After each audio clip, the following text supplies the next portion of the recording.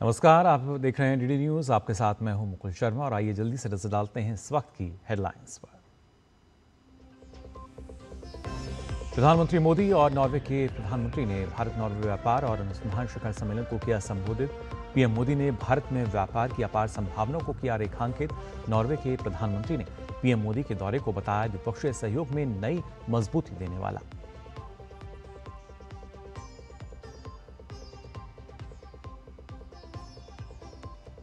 प्रधानमंत्री मोदी के नाम 32वां वैश्विक सम्मान, नॉर्वे में सर्वोच्च सम्मान red cross of the royal Norwegian order of merit से हुए सम्मानित। प्रधानमंत्री ने देश की जनता को किया समर्पित। सम्मान को बताया भारत और नॉर्वे के बीच अटूट मित्रता का प्रतीक।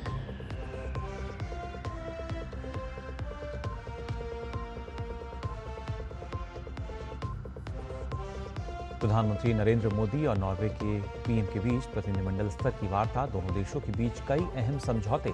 आतंकवाद के खिलाफ दोनों देशों ने जताई प्रतिबद्धता। प्रधानमंत्री ने कहा, सैन्य संघर्ष से किसी भी मुद्दे का समाधान नहीं।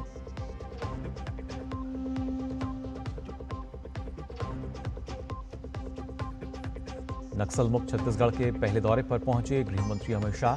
कहा, शांति, विश्वास और विकास के एक नए युग की ओर बढ़ रहा है बस्तर। सुरक्षा बलों के बलिदान को किया नमन। अब सुरक्षा शिविर बनेंगे जन सेवा केंद्र।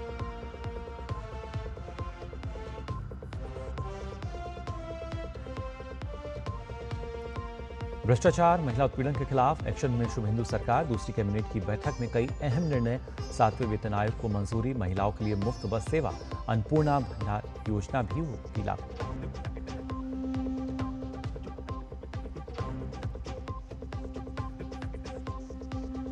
और देश में ईंधन और गैस की आपूर्ति पूरी तरह सामान्य। सरकार ने दिया पर्याप्त उर्वरक होने का भी भरोसा। लोगों को पैनिक बुकिंग से बचने की सलाह।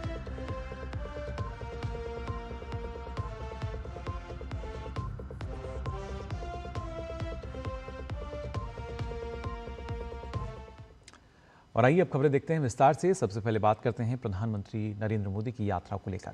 प्रधानमंत्री नरेंद्र मोदी ने ओस्लो में भारत नॉर्वे व्यापार एवं अनुसंधान शिखर सम्मेलन को संबोधित किया। सम्मेलन में नॉर्वे के प्रधानमंत्री योनास गाह स्टोरे भी शामिल हुए।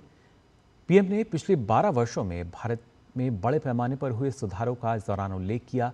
भारत की शानदार आर्थिक विकास यात्रा को रेखांकित करते हुए पीएम ने नॉर्वे की कंपनियों को भारत में निवेश का न्योता दिया।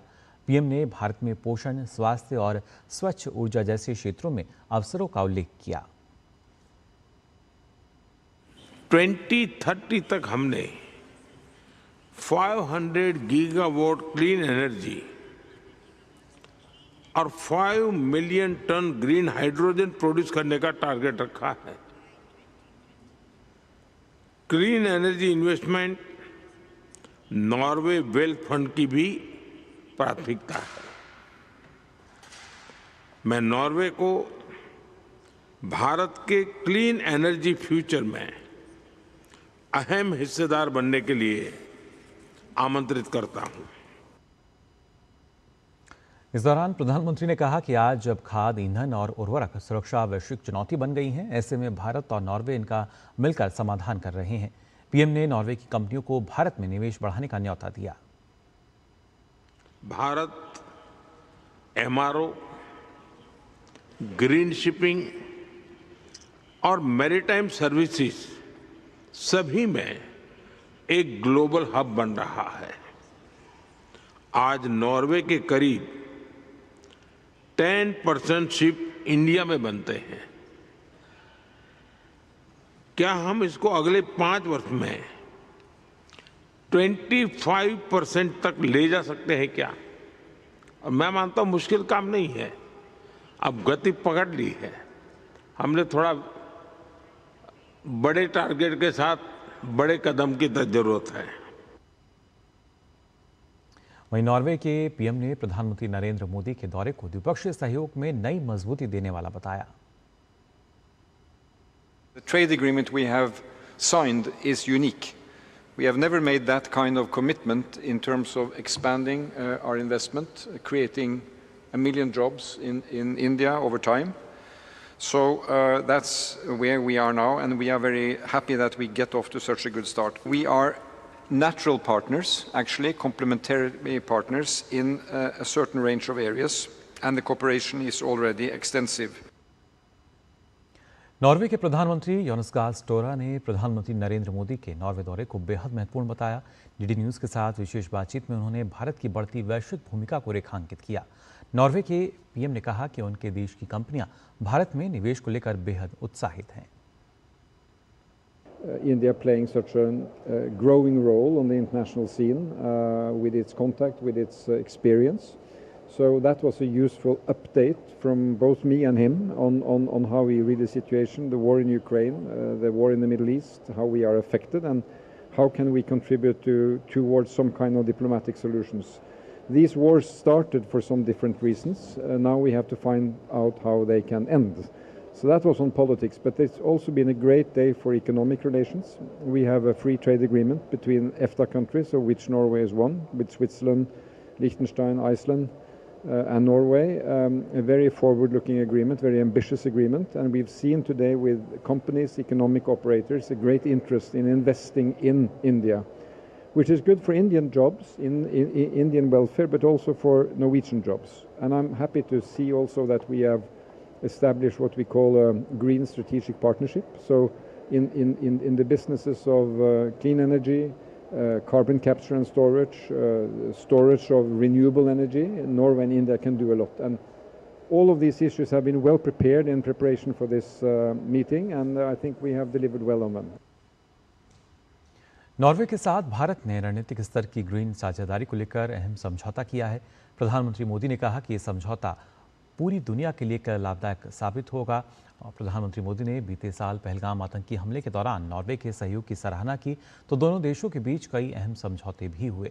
पीएम मोदी ने नॉर्वे के पीएम के साथ शिष्टमंडल स्तर की वार्ता की और सहयोग को नई ऊंचाइयों तक ले जाने पर सहमति जताई।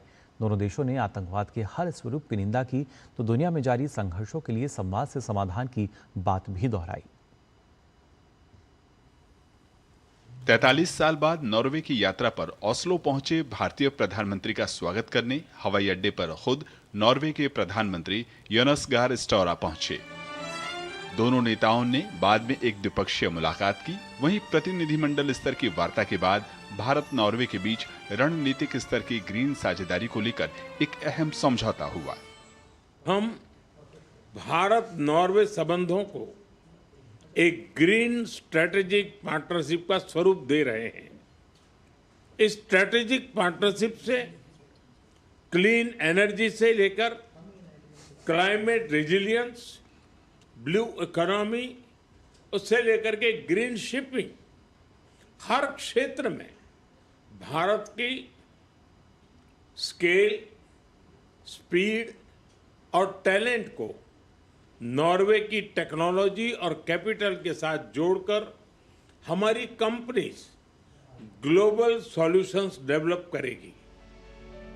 रणनीतिक स्तर की हरित साझेदारी के अलावा अंतरिक्ष क्षेत्र में सहयोग, डिजिटल विकास को लेकर साझेदारी, स्वास्थ्य क्षेत्र में सहयोग, टनल व स्लोप निर्माण में क्षमता विकास, विज्ञान व तकनीक, समुद्री ऊर्जा में अहम समझौते हुए। संयुक्त बयान के दौरान प्रधानमंत्री मोदी ने संघर्ष से गुजर रही दुनिया, विशेष तौर पर पश्चिमी एशिया और रूस यूक्रेन युद्ध का शांतिपूर्ण समाधान निकालने पर जोर दिया। उन्होंने कहा कि संघर्षरत दुनिया के बीच भारत और यूरोप नए युग में प्रवेश कर रहे हैं।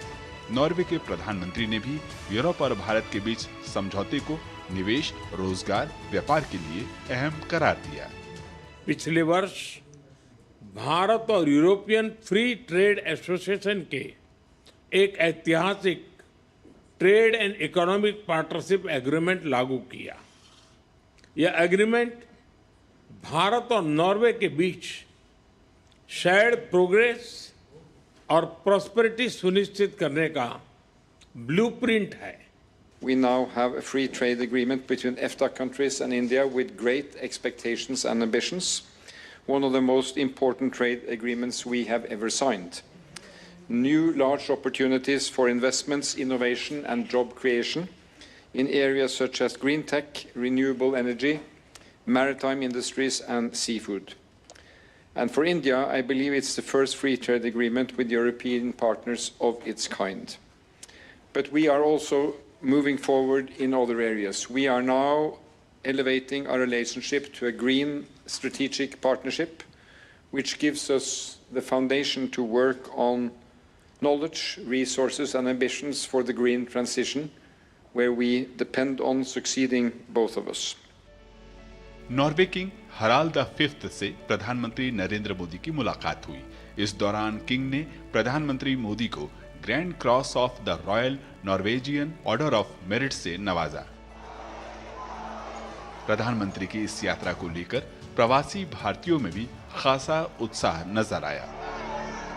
प्रवासियों ने प्रधानमंत्री के स्वागत में भारतीय संस्कृति और विभिन्न कलाओं को प्रदर्शित किया। भारतनाट्यम की बच्चों द्वारा प्रस्तुति, सितार और तबले की जुगलबंदी। प्रवासियों ने इस दौरान प्रधानमंत्री मोदी के नेतृत्व की सराहना की। ये बच्चे हैं जो प्रधानमंत्री नरेंद्र मोदी के स्वागत में तरह तरह के गीत संगीत गा रहे थे। इनसे मैं पूछता हूँ कि कैसा लगा? मुझे बहुत अच्छा लगा। जिनको मैंने अपने बचपन से सुना है और देखा है, वो आज मुझे फेस टू फेस मिल रहा है। I liked it very much, and that we got to meet our honorable Prime Minister from India. It was a surreal experience. I never thought I would actually meet Narendra Modi. अपने देश को एक बहुत पहली बार एक ऐसा संत मिला है जिसने देश के लिए सब कुछ त्याग दिया है। आज उनको देख के ऐसे लगा पता नहीं कैसे, बहुत इमोशनल हो गए थे हम लोग, पर मोदी है तो मुमकिन है। देश के लिए बहुत अच्छा काम कर रहे हैं। ओस्लो से अखिलेश सुमन के साथ ब्यूरो रिपोर्ट, DD न्यूज। और अब बात विश्व मंच पर भारत की बढ़ती प्रतिष्ठा की, जहां एक बार फिर प्रधानमंत्री नरेंद्र मोदी को वैश्विक सम्मान मिला है।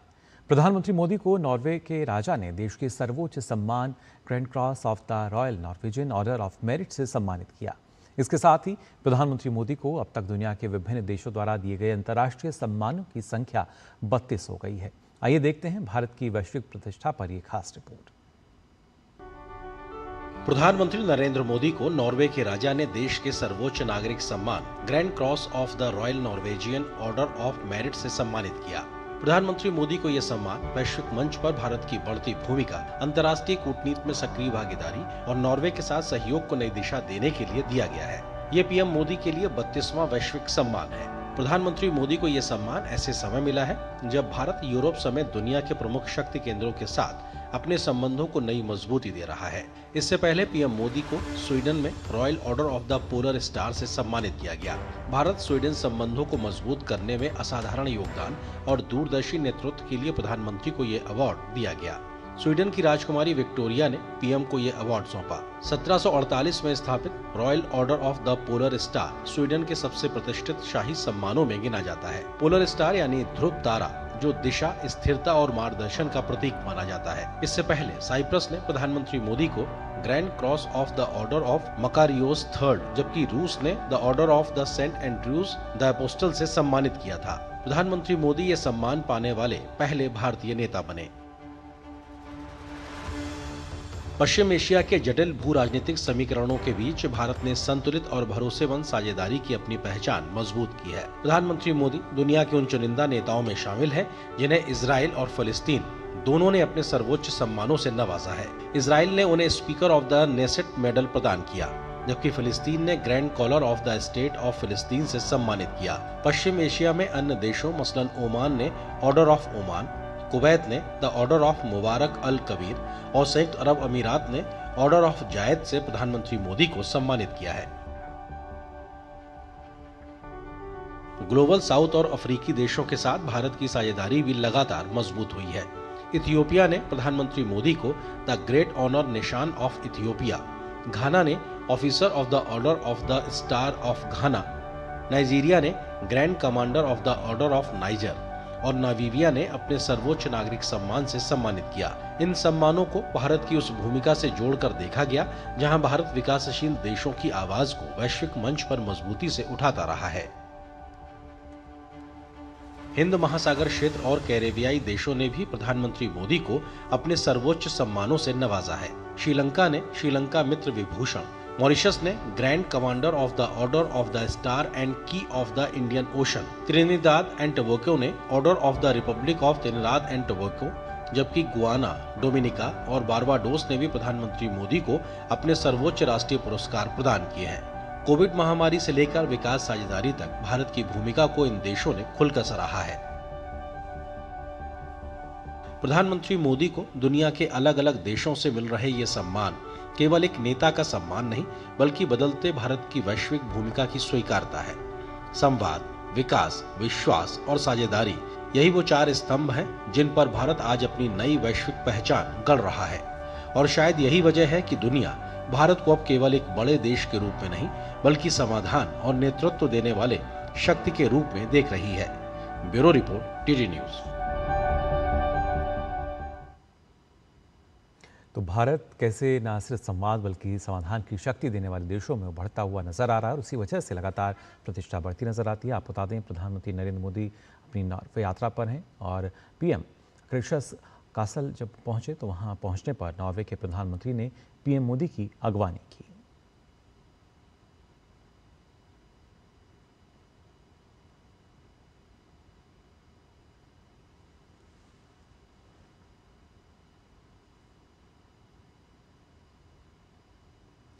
सोमवार को ऑस्लो में आयोजित भारत नॉर्वे व्यापार और अनुसंधान शिखर सम्मेलन के बाद नॉर्वे के शीर्ष व्यापारिक नेताओं ने भारत की विकास यात्रा और प्रधानमंत्री नरेंद्र मोदी के दृष्टिकोण की सराहना की। उन्होंने दोनों देशों के बीच साझा मूल्यों पर प्रकाश डाला और आर्थिक सहयोग को एक समृद्ध एजेंडा बताते हुए भारत को प्रचुर संसाधनों वाला एक विशाल देश कहा। उन्होंने कहा कि प्रधानमंत्री मोदी का विजन 2047 मजबूत पूर्वानुमान और नेतृत्व के माध्यम से दीर्घकालिक निवेश को प्रेरित करता है। I think it's very inspiring to see that leadership and that vision, especially the vision towards 2047. It's really about positioning India to be that great superpower that it has the potential to be.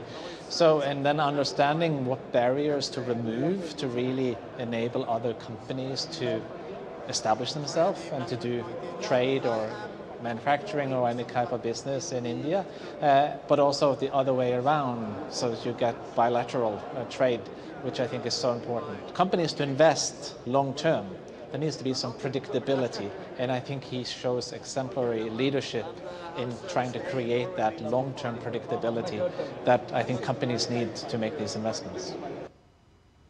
Modi ji की यात्रा से यहाँ पर जो हमारे रिश्ते बहुत strong और बॉन्डिंग हो रहे हैं, क्योंकि नॉर्वे के पास टेक्नोलॉजी है और इंडिया के पास एंटरप्रेन्योरशिप स्किल्स हैं, और जब दोनों साथ में मिलेंगे तो ग्लोबलाइजेशन में काफ़ी बेनिफिट मिलेगी। और काफ़ी नॉर्वे के कंपनियां वो इच्छुक हैं कि भारत में इन्वेस्टमेंट करें, और भारत की कंपनियां भी चाहती हैं कि उनके साथ कोलैबोरेशन करें। दोनों मिलकर हम ये पूरे यूरोपियन कंट्री में यहाँ से मार्केटिंग कर सकते। एक प्रकार से ये नॉर्वे एक प्रकार से गेटवे टू यूरोप है, और अगर हमारे ये ड्यूटी फ्री का जो हमारा ये एग्रीमेंट साइन होता है, इससे नॉर्वे और भारत के बीच में बिजनेस बढ़ेगा।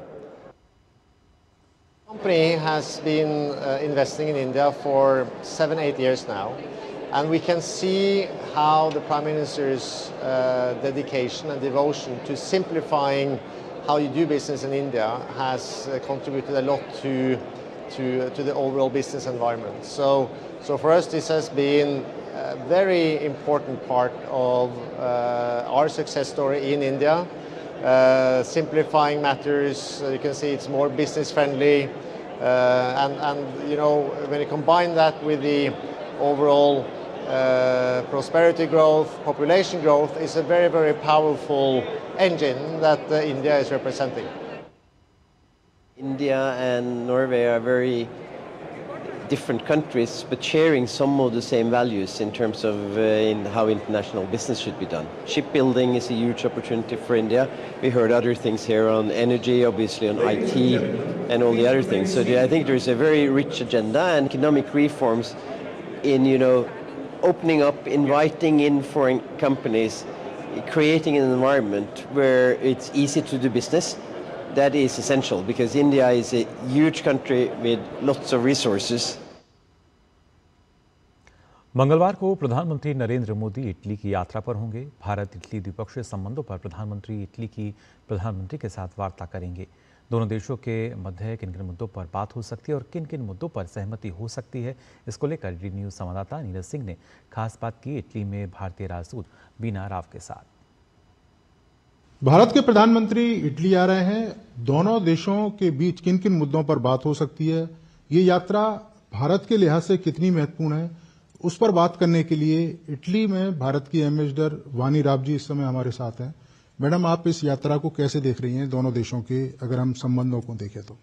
भारत के संबंध यूरोपियन देशों के साथ काफ़ी मजबूत हो रहे हैं और मेडिटेरेनियन रीजन में खास इटली के साथ हमारे संबंध तेज़ी से आगे बढ़ रही हैं।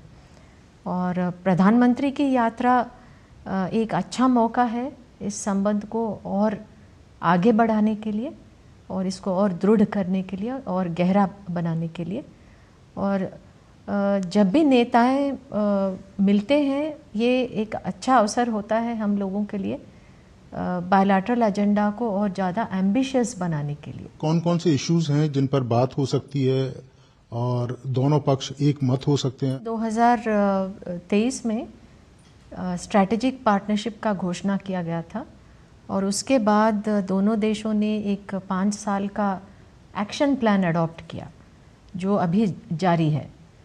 उस एक्शन प्लान को हम इम्प्लीमेंट कर रहे हैं सारे क्षेत्र में और ख़ास इस यात्रा में चर्चा होगी हमारे व्यापार संबंध को कैसे बढ़ाना है, रक्षा के क्षेत्र में हम और संबंध को मजबूत कैसे कर सकते हैं और न्यू डोमेन्स जैसे स्पेस टेक्नोलॉजीज़ और इनोवेशन इसमें हम क्या कर सकते हैं।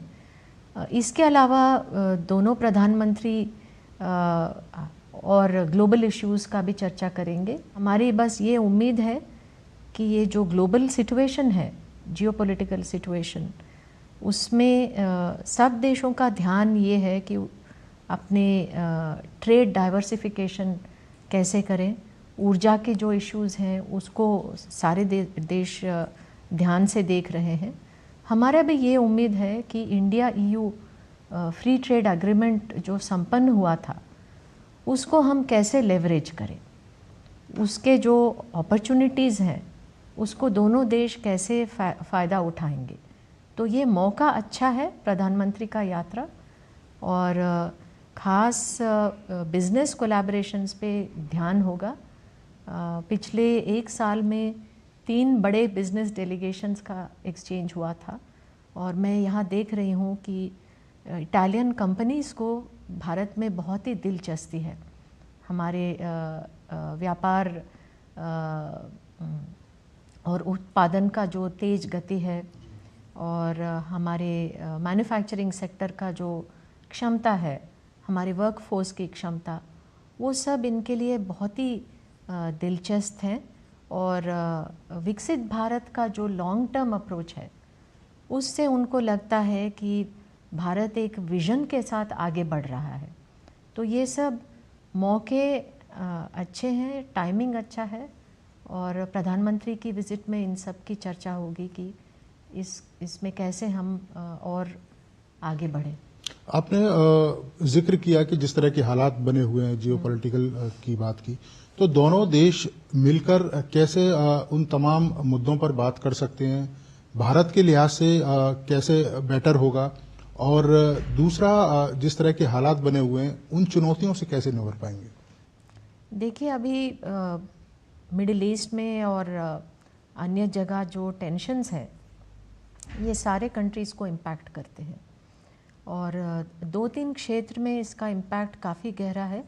एक तो मैरीटाइम सिक्योरिटी और दूसरा एनर्जी सिक्योरिटी, ऊर्जा के जो शॉर्टेजेस हैं उसको कैसे हम लोग एड्रेस कर सकते हैं और तीसरा एक रूल बेस्ड इंटरनेशनल ऑर्डर, इसको कैसे हम लोग उसको और दृढ़ बना सकते हैं।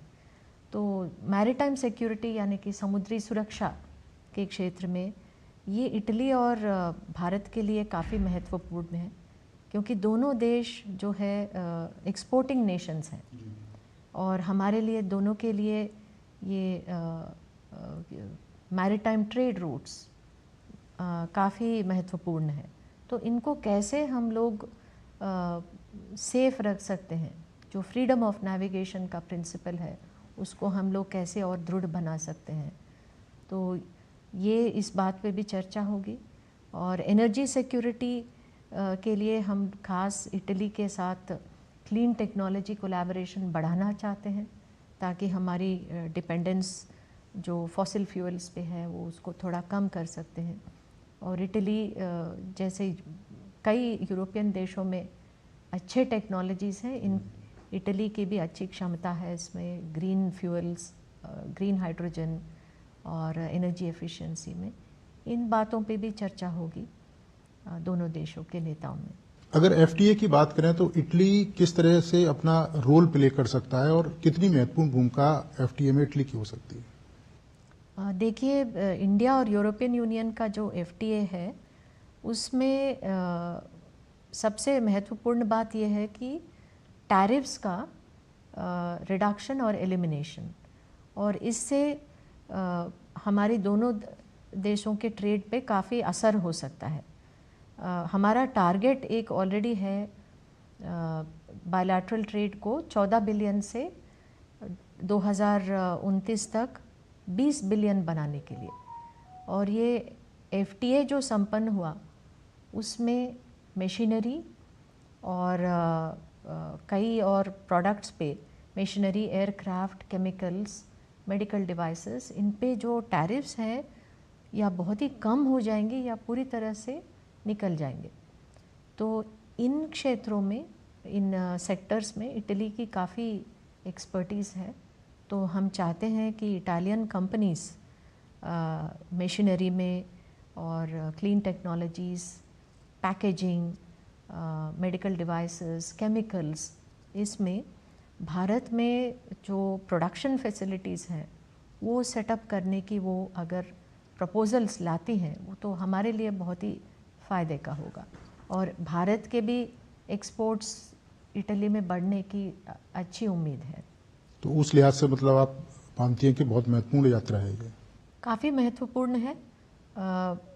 व्यापार के क्षेत्र में तो पिछले 1 साल से दोनों देशों का ध्यान है, लेकिन हमेशा जब प्रधानमंत्री की भेंट होती है, चर्चा होती है, उससे एक सिग्नल भी जाता है दोनों तरफ कि ये देश हमारे लिए बहुत ही महत्वपूर्ण है और इसके साथ हम संबंध जोड़ना चाहते हैं। और प्रधानमंत्री का जो मैसेज होगा यहाँ पे, उनका जो विज़न होगा आत्मनिर्भरता और मेक इन इंडिया को आगे बढ़ाने के लिए, वो यहाँ पे रेजोनेट करेगा। चलिए, धन्यवाद मैडम हमसे बात करने के लिए। तो आपने ये देखा कि ये यात्रा भारत के लिहाज से कितनी महत्वपूर्ण है, कई सारे इश्यूज हैं जिन पर बात हो सकती है, कई सारे मुद्दे हैं जिन पर दोनों देशों में सहमति हो सकती है। नीरज सिंह, डीडी न्यूज, रोम, इटली। और आइए खबरों में आगे बढ़ते हैं। नक्सलवाद के खिलाफ लंबी लड़ाई के बाद अब बस्तर से बदलाव की नई तस्वीर सामने आ रही है। केंद्रीय गृह मंत्री अमित शाह ने छत्तीसगढ़ दौरे के दौरान साफ संदेश दिया कि अब नक्सलवाद का खात्मा हो चुका है। सुरक्षा अभियान अब विकास और जनविश्वास के नए चरण में प्रवेश कर चुके हैं।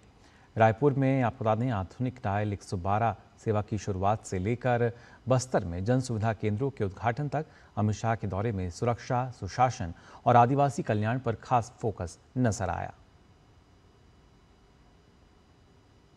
ऐसा लक्ष्य जो एक जीवन में समाप्त नहीं हो सकता, वो हमारे वीर जवान जो आज मेरे सामने बैठे हैं, उन्होंने एक प्रकार से 3-4 साल के अंदर इसको समाप्त। बस्तर की धरती से केंद्रीय गृह मंत्री अमित शाह का ये संदेश केवल नक्सलवाद के अंत की घोषणा नहीं, बल्कि बदलते छत्तीसगढ़ की नई तस्वीर भी है। जगदलपुर में बस्तर की नई पहचान कार्यक्रम के दौरान अमित शाह ने नक्सल हिंसा के खिलाफ लड़ाई लड़ने वाले जवानों, पुलिस अधिकारियों और शहीद परिवारों से संवाद किया। उन्होंने कहा कि हजारों जवानों के बलिदान और सुरक्षा बलों के साहस के कारण भारत अब नक्सल मुक्त हो चुका है। अब वहां विकास और विश्वास की नई शुरुआत हो रही है। मैं आज यहाँ खड़ा रहकर सीना तान कर कह सकता हूँ कि भारत नक्सल मुक्त हो चुका है। और एक ऐसा स्वप्न था जो स्वप्न को सिद्ध करने के लिए हजारों जवानों ने अपना बलिदान दिया, अपना सर्वस्व न्यौछावर कर दिया। जहां कभी खाली गोलीबारी की भाषा आवाज सुनाई देती थी, वहां पर स्कूल की घंटी बजने लगी, अस्पताल वहां पर खुलने लगा, नक्सल मुक्त हमारा ये छत्तीसगढ़ हुआ है। उसी गांव में आज राशन भी लोगों को मिल रहा है। वहीं इससे पहले बस्तर के नेतानार गांव में अमित शाह ने वीर शहीद गुंडाधर की प्रतिमा पर श्रद्धांजलि अर्पित की। सीआरपीएफ सुरक्षा कैंप का जन सुविधा केंद्र के रूप में शुभारंभ किया।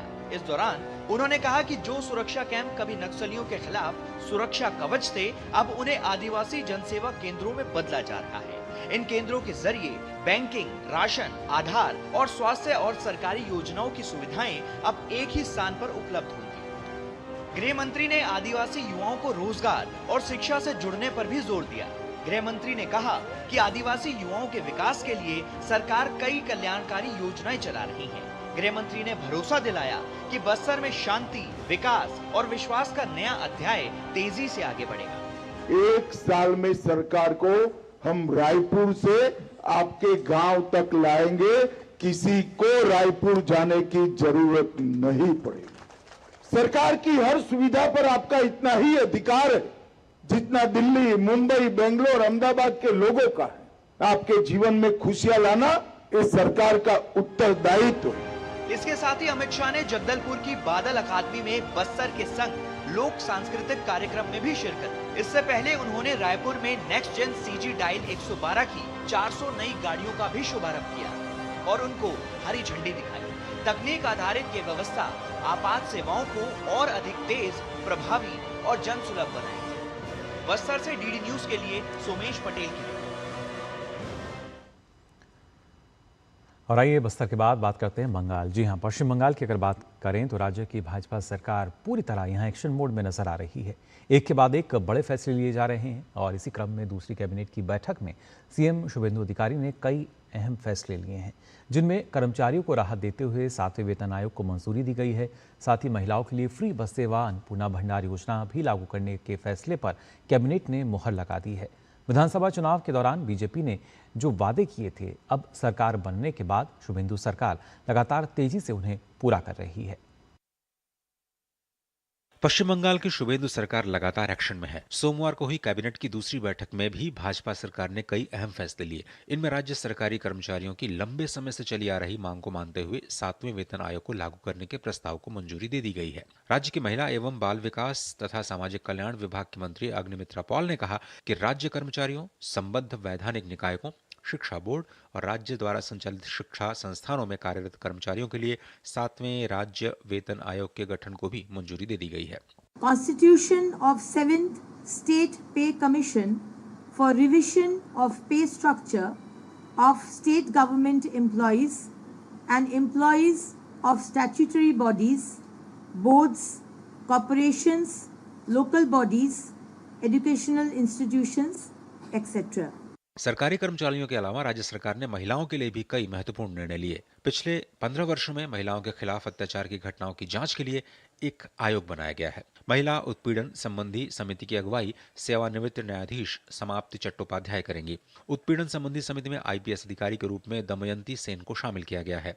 पार्क स्ट्रीट रेप कांड में अलग रुख अपनाने की वजह से दमयंती सेन ममता बनर्जी के नाराजगी का शिकार हुई थी। संकल्प पत्र में किए गए वायदे के अनुसार संस्थागत भ्रष्टाचार की जांच के लिए बंगाल की बीजेपी सरकार ने आयोग का गठन किया है। भ्रष्टाचार जांच समिति की अगुवाई सेवानिवृत्त न्यायाधीश विश्वजीत बसु करेंगे। समिति के प्रमुख सदस्यों में आईपीएस अधिकारी के जयरामन भी शामिल हैं। हमारी माता, बहन, दीदी, बेटी ने उम्मीद का साथ इस सरकार को लाया है। ये बंगाल में जिस तरीके से संदेशखाली आरजीकर से लेकर हंसखाली मोयनागुड़ी से लेकर कामधुनी पार्क स्ट्रीट से लेकर कस्बा लॉ कॉलेज से लेकर दुर्गापुर आईटी सिटी तक, वो सबके खिलाफ कुछ कार्रवाई हो, इसलिए एक कमीशन हुआ। 1 जून से राज्य की सभी सरकारी बसों में महिलाओं के लिए मुफ्त यात्रा सुविधा लागू करने का भी निर्णय लिया गया है। इसके लिए मौजूदा सरकारी बस ढांचे का ही उपयोग किया जाएगा। बाद में कुछ नई इलेक्ट्रिक बसें राज्य परिवहन व्यवस्था में जोड़ी जाएंगी। इसके अलावा राज्य में अन्नपूर्णा भंडार परियोजना को भी मंजूरी दी गई है, जिसके तहत महिलाओं को प्रतिमाह 3000 रुपए की वित्तीय सहायता दी जाएगी। यह योजना हाल ही में संपन्न विधानसभा चुनाव में भारतीय जनता पार्टी के संकल्प पत्र में भी शामिल थी। इस योजना को मंजूरी मिलने के बाद पहले से लक्ष्मी भंडार योजना का लाभ ले रही महिलाओं के नाम स्वतः ही नई अन्नपूर्णा भंडार योजना से जोड़ दिए जाएंगे और राशि सीधे उनके बैंक खातों में ट्रांसफर कर दी जाएगी। जो महिलाएं अब तक किसी योजना का लाभ नहीं ले पा रही थी, वे नए पोर्टल के माध्यम से आवेदन कर सकेंगी, जिसे जल्द ही शुरू किया जाएगा। संशोधित नागरिकता कानून CAA के तहत नागरिकता के लिए आवेदन करने वाली और मतदान सूची में नाम शामिल करने के लिए न्यायाधिकरणों में आवेदन करने वाली महिलाओं को भी अन्नपूर्णा योजना का लाभ मिलेगा। In principle, approval of Annapurna Yojana scheme under Women and Child Development and Social Welfare Department at the rate of 3,000 per month with effect from 1st of June 2026. In principle, approval of the scheme for free transportation for women of the state of West Bengal in all state-run buses of West Bengal with effect from 1st of June 2026. इसके अलावा मंत्रिमंडल ने धार्मिक वर्गीकरण के आधार पर समूहों को दी जाने वाली सरकारी सहायता जून से बंद करने का निर्णय लिया। सूचना एवं सांस्कृतिक मामलों तथा अल्पसंख्यक मामलों और मदरसा शिक्षा विभागों के तहत धार्मिक आधार पर दी जाने वाली सभी सहायक योजनाएं अगले महीने से बंद कर दी जाएंगी। ऐसे सभी छात्रवृत्ति कार्यक्रम केवल इस महीने तक ही जारी रहेंगे और 1 जून से रोक दिए जाएंगे। सरकार ने मौजूदा राज्य अन्य पिछड़ा वर्ग यानी OBC सूची भी कलकत्ता उच्च न्यायालय के फैसले के अनुसार रद्द कर दी है और आरक्षण पात्रता निर्धारित करने के लिए एक जांच समिति का गठन किया जाएगा। कोलकाता से DD न्यूज के लिए सौरभ दत्ता की रिपोर्ट। पश्चिम बंगाल में शुभेंदु अधिकारी की नई सरकार ने राज्य के ग्रामीण इलाकों में नल से जल की उपलब्धता में तेजी लाने के लिए केंद्र सरकार के साथ समझौता ज्ञापन पर हस्ताक्षर किए हैं। इस समझौते का उद्देश्य राज्य के घरों, स्कूलों और आंगनवाड़ी केंद्रों में स्वच्छ पेयजल की त्वरित आपूर्ति सुनिश्चित करना है। इस महत्वपूर्ण समझौते के तहत जल जीवन मिशन 2.0 को लागू करने के लिए केंद्र द्वारा धनराशि जारी की जाएगी। इस मौके पर शुभेंदु अधिकारी ने कहा कि डबल इंजन सरकार मिलकर काम करेगी। आने वाला दिन में वर्तमान भारतीय जनता पार्टी का सरकार ट्रांसपेरेंट वे में जनता का हित में जो वादा हम लोग ने किया है मोदी जी का नेतृत्व में वो पूरा करेगा। आने वाला दिन में सेकेंड फेज में 39,000 करोड़ का आज हमारी एग्रीमेंट हो गया है। बंगाल का जनता वेट कर रहा है। पीने का साफ पानी कब मिलेगा, नल से जल कब मिलेगा, हम लोग इसको पूरा करने का काम करूंगा।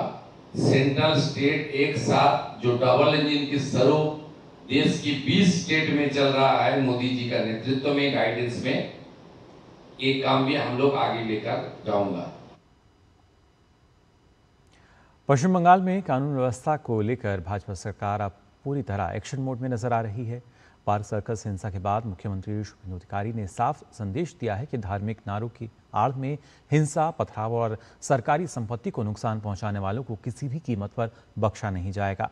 राज्य सरकार का दावा है कि बंगाल में अब कानून का राज स्थापित करना उसकी सबसे बड़ी प्राथमिकता है। वहीं अगर देखा जाए तो कहीं ना कहीं अब अलग अलग नेता, खासतौर से भाजपा नेता ममता बनर्जी पर तुष्टीकरण, घुसपैठियों को संरक्षण देने के आरोप भी लगा रहे हैं।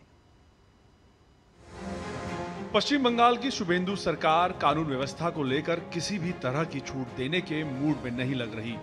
यही कारण है कि कानून व्यवस्था को लेकर सजग राज्य सरकार ने कानून व्यवस्था से खिलवाड़ करने वालों को कड़ा संदेश दिया है। पश्चिम बंगाल के मुख्यमंत्री शुभेंदु अधिकारी ने सोमवार को कहा कि उनकी सरकार धार्मिक नारेबाजी की आड़ में की जाने वाली तोड़फोड़ की घटनाओं को कतई बर्दाश्त नहीं करेगी। उन्होंने कहा कि राज्य सरकार पुलिसकर्मियों पर हमला करने और सार्वजनिक संपत्ति को नुकसान पहुंचाने वाले लोगों के खिलाफ सख्त कानूनी कार्रवाई करने में जरा भी संकोच नहीं करेगी।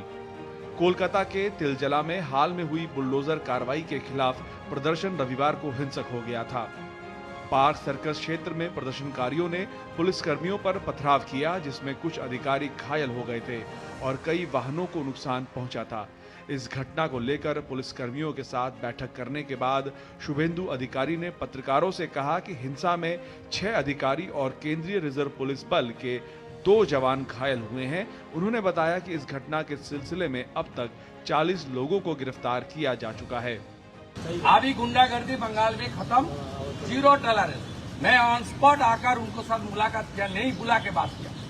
ये मैसेज जो उपद्रवी है उनको भी एक मैसेज चला जाना चाहिए ये सरकार आपने कार्रवाई करेगा। ये सरकार देखना है सोचना है में नहीं, हाथ में पत्थर उठाना, पत्थरबाजी करना और रिलीजियस नारा के साथ गुंडागर्दी करना ये बंगाल में नहीं होगा, नहीं होगा, नहीं होगा। पश्चिम बंगाल सरकार के मंत्री दिलीप घोष ने तृणमूल कांग्रेस प्रमुख और राज्य की पूर्व मुख्यमंत्री ममता बनर्जी पर निशाना साधते हुए कहा कि तत्कालीन सरकार के कार्यकाल में राज्य में घुसपैठियों को पनाह दी गई, जिससे बंगाल की मूल संस्कृति नष्ट हुई।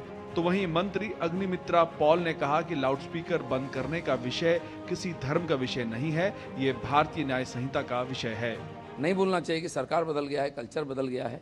बंगाल का कल्चर है क्या, जहाँ कहाँ बाजार लगा देना, लोगों को घुसपैठियों को बैठा देना, उन्होंने कल्चर को खराब किया है, इसको सुधार रहे हैं। जो माइक बंद करने का विषय है ये तो कोई धर्म का विषय नहीं है। तो भारतीय न्याय संहिता में लिखा है 50 डेसिबल से ऊपर आप बजा नहीं सकते हैं। आप हिंदू हो सकते हैं, आप बीजेपी हो सकता है, आप टीएमसी हो सकता है, मुसलमान हो सकते हैं। तो इसमें बेकार में राजनीति का बात मत, धर्म का बात मत लाइए। रास्ते अवरुद्ध करके कोई भी कोई प्रोग्राम करेगा, अब कोई भी हो सकता है, इसको लागू क्या है ना। अन्याय करते करते आप लोग सोच लिए कि अन्याय बुधाय न्याय है, अन्याय न्याय नहीं है।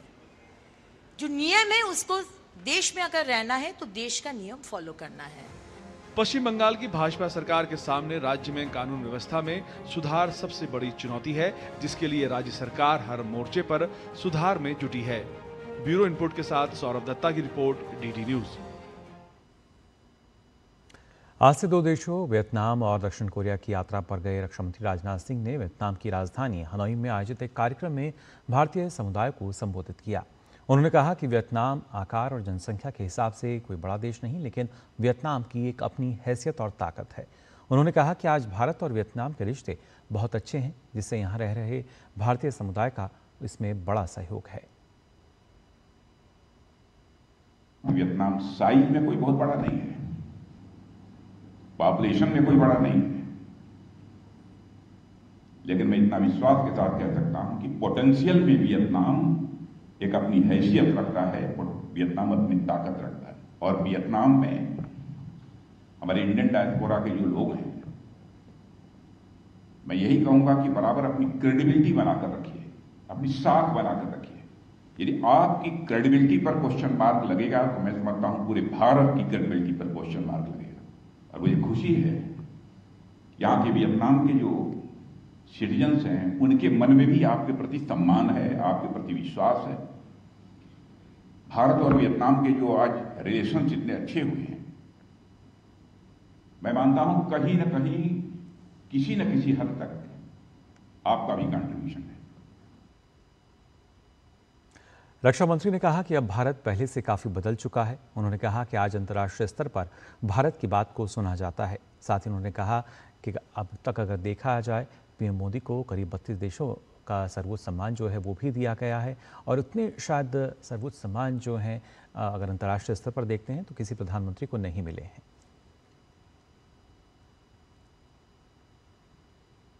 भारत अब पहले वाला भारत नहीं रहा है। इंटरनेशनल कम्युनिटी में भारत का स्टेचर बहुत बढ़ चुका है।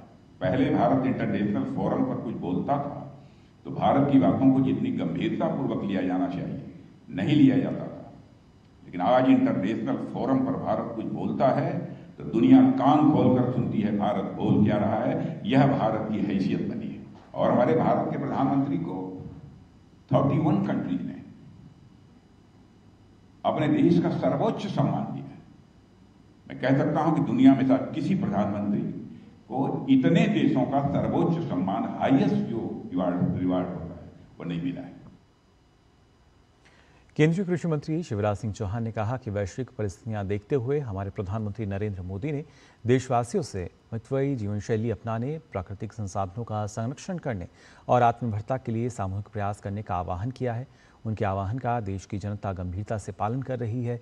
कृषि विभाग, ग्रामीण विकास विभाग, कृषि अनुसंधान परिषद, कृषि शिक्षा और खासतौर से भूमि संसाधन विभाग की बैठकों में सभी अधिकारियों ने फैसला किया कि वे 1 साल तक विशेष अवसर के बिना सोना नहीं खरीदेंगे। वर्तमान वैश्विक परिस्थितियां देखते हुए हमारे प्रधानमंत्री श्रीमान नरेंद्र मोदी जी ने देशवासियों से मितव्ययी जीवन शैली अपनाने, प्राकृतिक संसाधनों का संरक्षण करने और आत्मनिर्भरता के लिए सामूहिक प्रयास करने का आह्वान किया। आज हमने अपने अधिकारियों के साथ बैठक की। कृषि विभाग, ग्रामीण विकास विभाग, कृषि के साथ साथ कृषि अनुसंधान परिषद हमारी और कृषि शिक्षा और सभी अधिकारियों ने ये फैसला किया है कि वो 1 वर्ष तक केवल उन परिस्थितियों को छोड़कर, जब कहीं बेटी की शादी या कोई बहुत विशेष अवसर किसी के यहाँ ना हो, तो वो सोना नहीं खरीदेंगे। बात उत्तर प्रदेश की, जहां योगी कैबिनेट ने आज कई बड़े फैसले लिए। पंचायत चुनाव में ओबीसी आरक्षण के लिए पिछड़ा वर्ग आयोग का गठन, लखनऊ और आगरा मेट्रो का विस्तार, वेटरनरी छात्रों के लिए भत्ता वृद्धि और स्वास्थ्य, बिजली और प्रशासनिक सुधारों पर मोहर लगाई गई है। इन फैसलों से प्रदेश में विकास और नागरिक सुविधाओं को नई दिशा मिलेगी। उत्तर प्रदेश के मुख्यमंत्री योगी आदित्यनाथ की अध्यक्षता में आज कैबिनेट की बैठक हुई। यूपी कैबिनेट की इस बैठक में ओबीसी आरक्षण के लिए समर्पित पिछड़ा वर्ग आयोग, लखनऊ व आगरा मेट्रो विस्तार के लिए भूमि और लोकतंत्र सेनानियों को कैशलेस इलाज समेत 12 प्रस्तावों पर मोहर लगी। योगी कैबिनेट ने यूपी पंचायत चुनाव में ओबीसी आरक्षण तय करने के लिए पिछड़ा वर्ग आयोग बनाने का निर्णय कर बड़ी समस्या दूर कर दी है। पंचायत चुनाव में ओबीसी आरक्षण तय करने के लिए समर्पित पिछड़ा वर्ग आयोग के गठन को मंजूरी दे दी गई है। कैबिनेट में लखनऊ को मेट्रो विस्तार की बड़ी सौगात भी मिली है। चारबाग से बसंत कुंज तक ईस्ट वेस्ट मेट्रो कॉरिडोर के लिए एमओयू को मंजूरी मिल गई है। इससे राजधानी लखनऊ के दक्षिणी हिस्सों को बेहतर कनेक्टिविटी मिल पाएगी और शहर का सार्वजनिक परिवहन और मजबूत होगा। वहीं पशु चिकित्सा के छात्रों के लिए भी सरकार ने बड़ा फैसला लिया है। इंटर्नशिप के दौरान मिलने वाला भत्ता अब 4,000 रुपए से बढ़ाकर 12,000 कर दिया गया है। इससे वेटनरी छात्रों को आर्थिक राहत मिलेगी। स्वास्थ्य क्षेत्र में भी बड़े फैसले लिए गए हैं। लोहिया संस्थान में 1010 बेड का सुपर स्पेशलिटी इमरजेंसी सेंटर बनाया जाएगा, जबकि स्वरूप रानी नेहरू अस्पताल के विस्तार को भी मंजूरी मिल गई है। इसके अलावा मिर्जापुर पूलिंग उपकेंद्र और ट्रांसमिशन लाइन निर्माण प्रस्ताव को मंजूरी मिल गई है। आगरा मेट्रो कॉरिडोर 2 के लिए भूमि हस्तांतरण, स्टेशन और बायाडक्ट निर्माण को भी हरी झंडी दे दी गई है। साथ ही यूपी कैबिनेट ने यूपी जन्म मृत्यु पंजीकरण नियमावली 2026 लागू करने, यूपी लोक सेवा आयोग संशोधन विनिमय 2026 को मंजूरी देने और प्रतिभूति संबंधी 2007 की अधिसूचना में संशोधन का फैसला भी लिया है। बैठक में कुल 12 प्रस्ताव मंजूर हुए हैं, जिनमें 2 प्रस्ताव बहुत ही महत्वपूर्ण प्रस्ताव ऊर्जा विभाग के थे। उसमें पहला प्रस्ताव मैं कहूँगा कि मेजा में 800 मेगावाट की 3 यूनिटें लगाने का एनटीपीसी के साथ संयुक्त उपक्रम में मंत्रिमंडल ने मंजूर किया है, जिसके तहत 800 मेगावाट की 3 इकाइयाँ मतलब कि कुल 2400 मेगावाट विद्युत का उत्पादन करने का नया पावर प्लांट हमारे राज्य में लग रहा है, जिसमें लगभग 38,357 करोड़ रुपए का निवेश होगा। योगी कैबिनेट की इस बैठक में लिए गए निर्णय प्रदेश के समग्र विकास और नागरिक सुविधाओं को मजबूत बनाने के लिहाज से मील का पत्थर साबित होंगे। पंचायत चुनाव में ओबीसी आरक्षण सुनिश्चित करने, लखनऊ और आगरा मेट्रो के विस्तार, पशु चिकित्सा छात्रों को आर्थिक राहत और स्वास्थ्य, बिजली व प्रशासनिक सुधारों के क्षेत्र में महत्वपूर्ण कदम उठाए गए हैं। इन परियोजनाओं और सुधारों से न सिर्फ राजधानी और अन्य शहरों में बेहतर कनेक्टिविटी और आधुनिक स्वास्थ्य सुविधाएं मिलेंगी, बल्कि विद्युत आपूर्ति, प्रशासनिक दक्षता और नागरिक कल्याण में भी सुधार होगा। योगी मंत्रिमंडल के ये फैसले प्रदेश के भविष्य को मजबूती देने और लोगों के जीवन स्तर को ऊंचा उठाने की दिशा में निर्णायक साबित होंगे। Bureau report, DD news. तो फिलहाल के लिए इस बुलेटिन में बस इतना ही, लेकिन देश और दुनिया की तमाम खबरों के लिए आप देखते रहिए डीडी न्यूज।